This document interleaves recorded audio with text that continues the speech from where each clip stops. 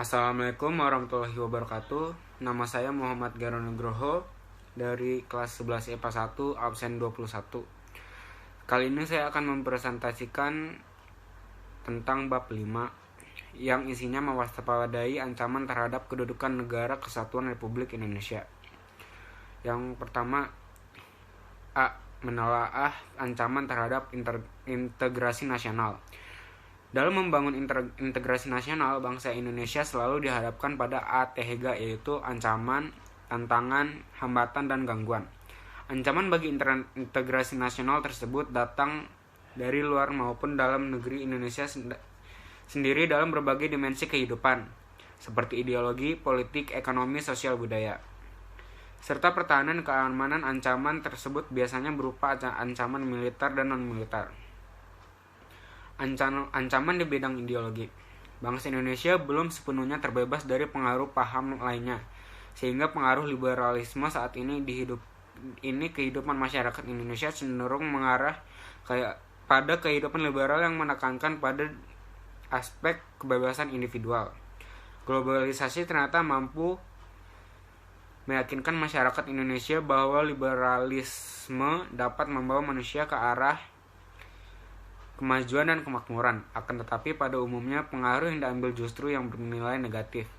Misalnya gaya hidup yang diliputi kemewahan, pergaulan bebas, dan sebagainya. Ancaman di bidang politik. Ancaman di bidang politik dapat bersumber dari luar negeri maupun dalam negeri. Dari luar negeri, ancaman di bidang politik dilakukan oleh suatu negara dengan melakukan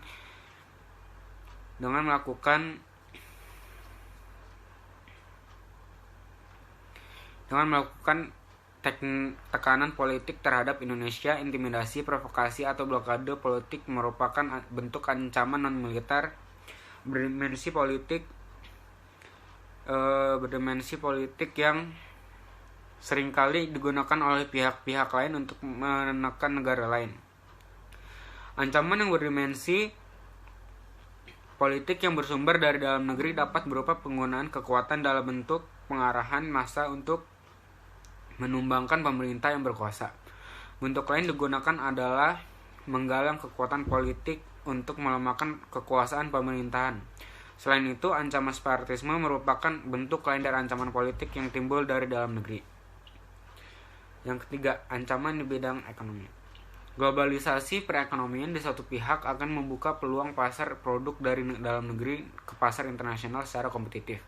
Sebaliknya juga, maka peluang masuknya produk-produk global ke dalam pasar domestik.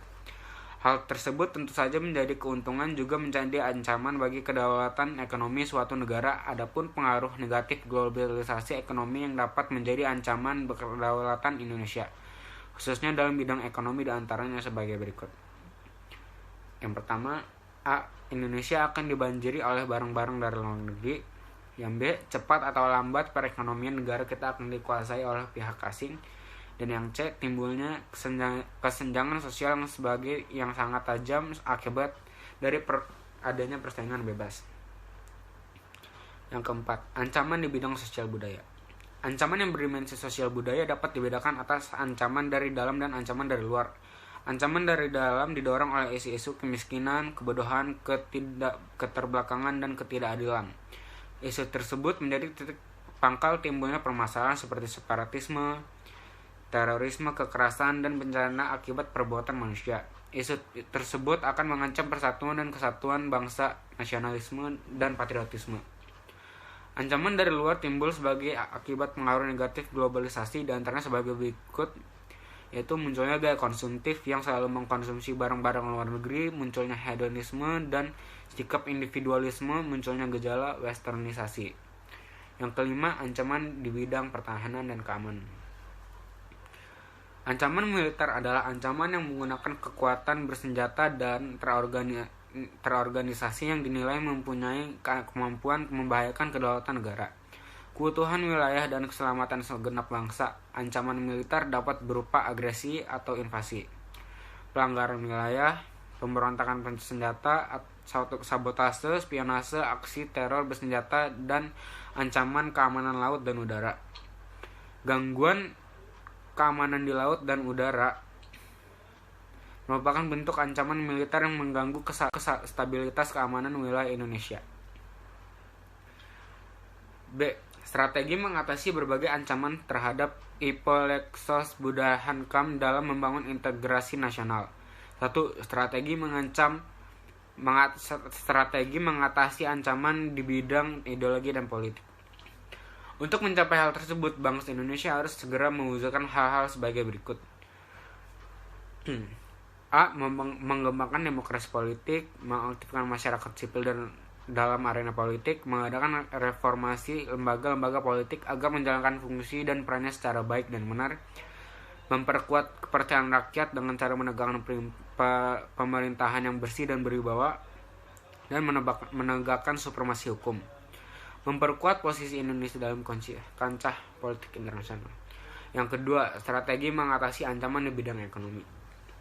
Untuk mewujudkan hal tersebut, kiranya perlu segera diwujudkan hal di bawah ini. Sistem ekonomi dikembangkan untuk memperkuat produksi domestik bagi pasar dalam negeri sehingga dapat memperkuat perekonomian rakyat. Dan yang B, pertanian dijadikan prioritas utama karena mayoritas penduduk Indonesia bermata pencaharian sebagai petani. Industri haruslah menggunakan bahan baku dalam negeri sehingga tidak bergantung dari impor dan luar negeri. Dan yang ketiga, strategi mengatasi ancaman di bidang sosial budaya. Dalam menghadapi pengaruh dari luar yang dapat membahayakan kelangsungan hidup sosial budaya, bangsa Indonesia berusaha memelihara keseimbangan dan keselarasan fundamental, yaitu keseimbangan antara manusia dengan alam semesta, manusia dengan masyarakat, dan manusia dengan Tuhan. Keseimbangan kemajuan lahir dari kesejahteraan batin, kesadaran akan perlunya keseimbangan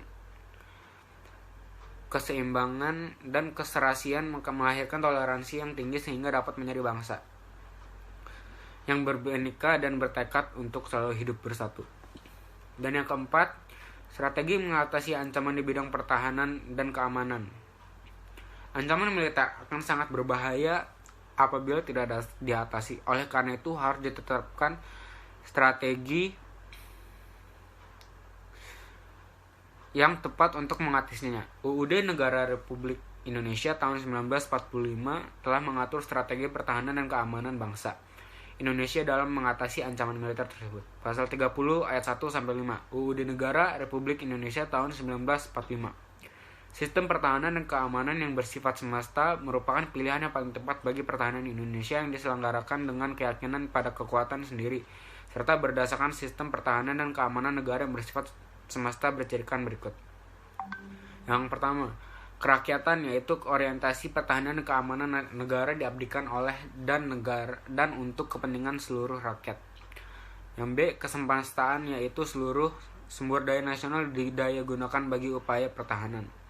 Dan yang C, kewilayahan, yaitu gelar kekuatan pertahanan yang dilaksanakan secara menyebar di seluruh wilayah negara kesatuan Republik Indonesia secara dengan kondisi geografis yang sebagai negara kepulauan. Sekian presentasi dari saya, Muhammad Khairul Nugroho. Kurang lebihnya mohon dimaafkan. Wassalamualaikum warahmatullahi wabarakatuh.